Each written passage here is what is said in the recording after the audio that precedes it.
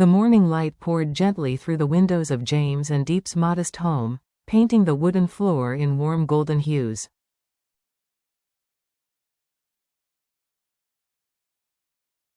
On any other day, the house would be quiet, broken only by the sound of birds outside or the gentle clatter of kitchenware.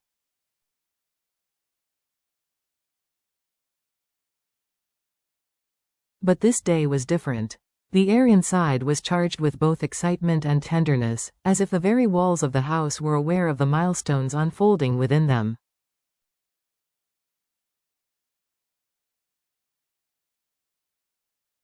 This story, the next chapter in the journey of CEO James, his beloved wife Diep, and their daughter Nee, is not just about a family expecting a child.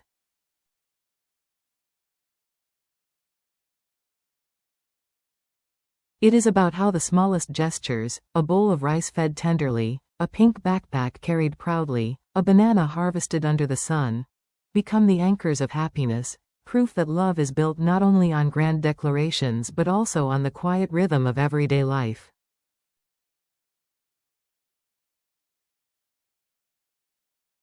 The morning of firsts.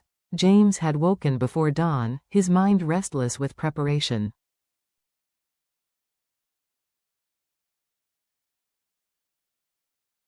Today was the first day of school for Nee, the little girl who had entered their lives and hearts long before they learned of the new baby growing inside Diep.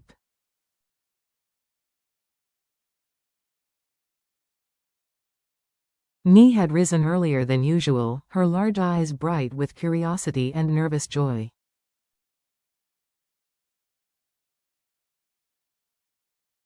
She wriggled into the crisp uniform Diep had ironed the night before, the blue and white fabric making her look even smaller, more fragile, and yet ready for her first big step into the world.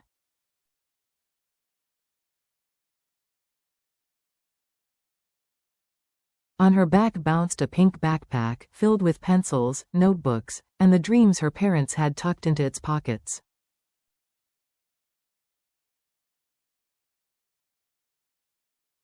"Daddy, today I'll draw so many beautiful pictures," Nee declared proudly, clutching her pencil case as if it were a treasure chest.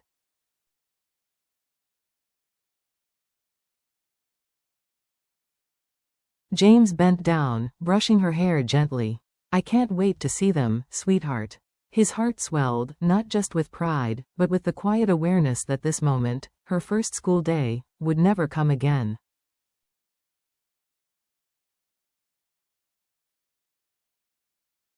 At breakfast, the family sat by a window in a small shop near the school.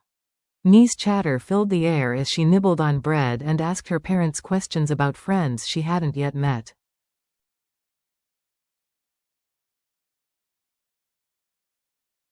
Diep, already glowing with maternal instinct, leaned in to wipe crumbs from her daughter's lips, her smile a mixture of tenderness and quiet courage.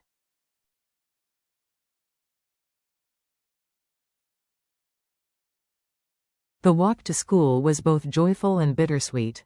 At the gate, Nee's hand clung tightly to her mother's, her small body tensing with hesitation.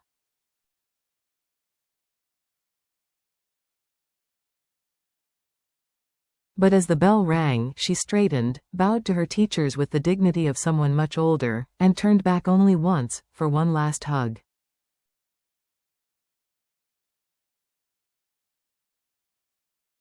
"Don't forget to pick me up," she whispered earnestly. Neither James nor Diep could speak.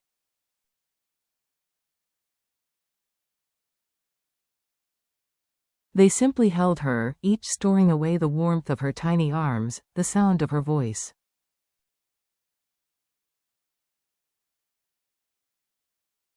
For them, Nee's first step into the classroom was also their first step into a new chapter of parenthood, one that demanded more patience, more love, and more courage than ever before.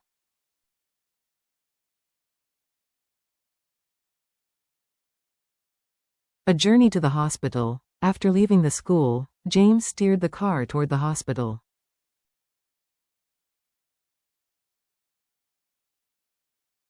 The road was familiar, yet that morning it seemed endless.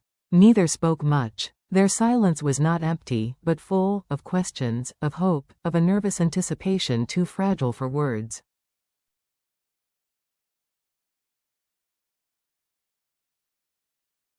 Inside the hospital, the antiseptic air and sterile white lights carried a sense of solemnity.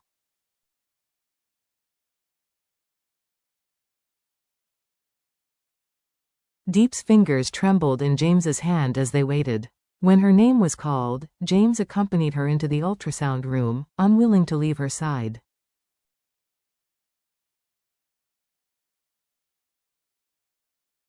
The rhythmic sound of their baby's heartbeat filled the room, steady and strong.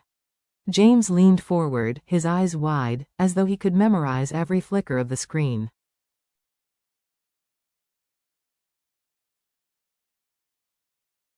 Deep lay still, her heart overflowing with emotion. Then came the doctor's words.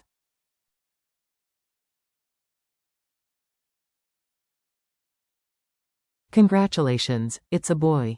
He's developing very well." The moment broke them open.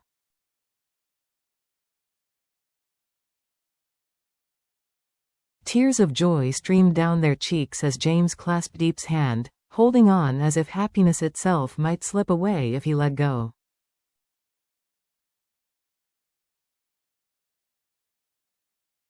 Their fears, their uncertainties, all dissolved in that instant.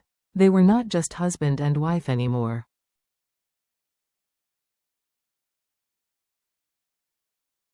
They were the parents of 2 children, Nee, the daughter who had already filled their lives with color, and now, a son whose heartbeat promised a new future.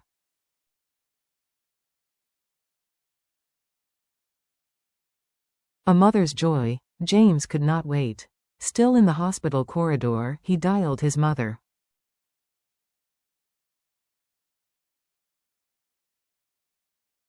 His voice, usually steady and authoritative in the boardroom, cracked with emotion.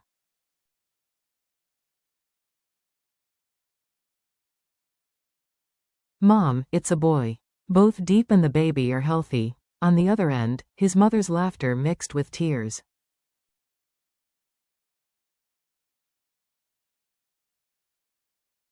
She had been sitting on the porch sorting vegetables, but the news made her hands tremble.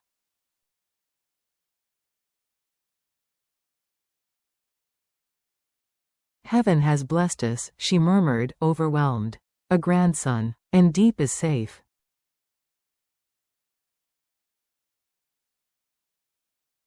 What more could I ask for? Her joy was not content to stay within her.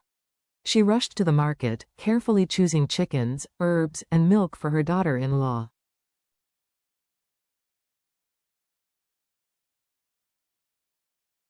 At a clothing stall, she paused, thinking of Nee. Though not her blood granddaughter, Nee had long ago become family.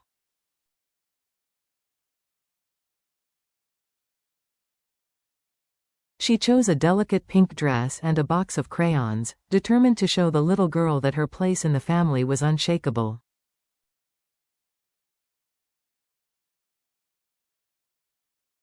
That evening, she placed her hand over Deep's and whispered, "You've been working so hard.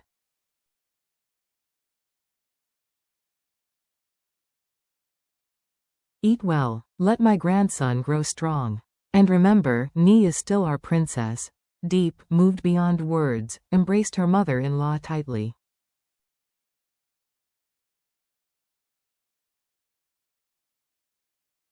She felt blessed to be in a family where love was not divided, but multiplied, among pomelo blossoms.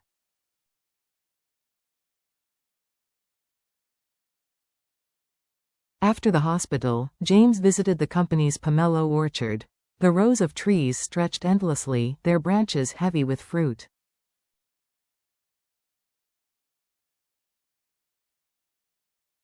Sunlight filtered through leaves, scattering gold across the earth. There, among the blossoms, he met CEO Hung, a longtime friend and business partner.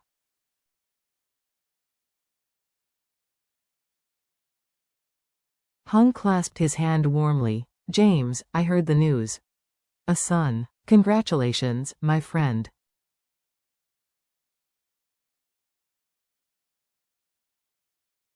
Life has truly blessed you." Their laughter echoed through the orchard as they walked together, discussing exports and harvests before drifting into personal matters.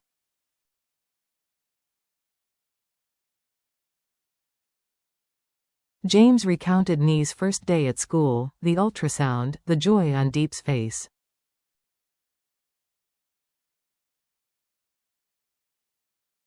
Hung patted his shoulder. "You are a lucky man. A thriving business, a loving family, and now a son."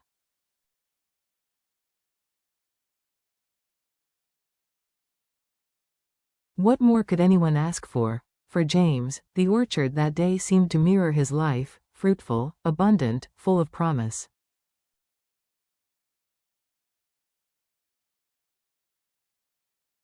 Behind him was a home brimming with love.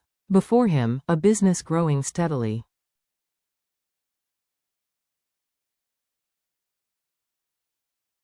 Together, they gave him strength to face whatever storms might come. Diep's afternoon.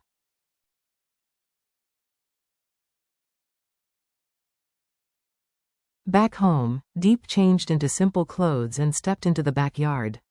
The banana trees she had nurtured for months now bore heavy golden fruit.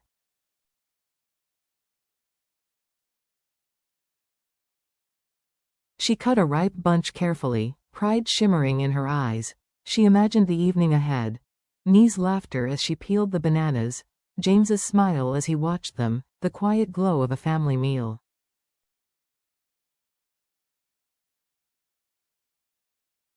For Diep, these small visions were treasures greater than wealth. Later that day, as the sun dipped low, she hurried to the school gate.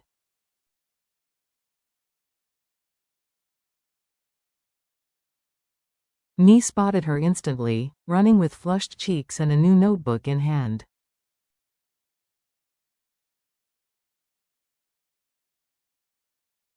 "Mommy, the teacher praised my drawing today." Diep knelt, pulling her daughter close.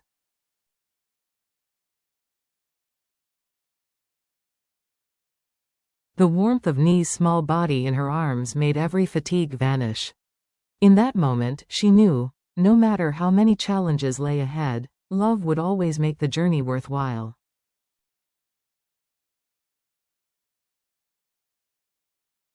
An evening of simple riches. That night, their small kitchen filled with the aroma of freshly cooked food and ripe bananas.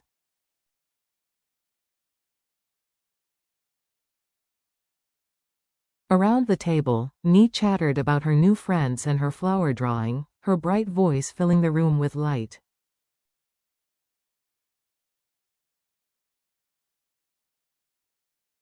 James listened with pride, then shared stories from the orchard, his eyes sparkling as he spoke of a harvest full of promise.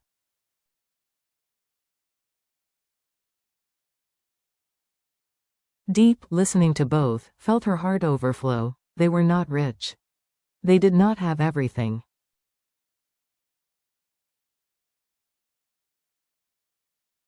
But in their home lived the kind of wealth that cannot be measured: trust, love, and the joy of family.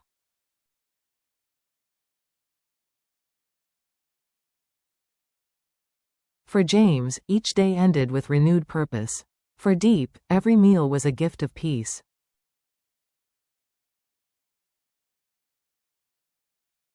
For Nee, every embrace was the sky of a happy childhood. And for the baby boy still cradled in Diep's womb, the future was already wrapped in love.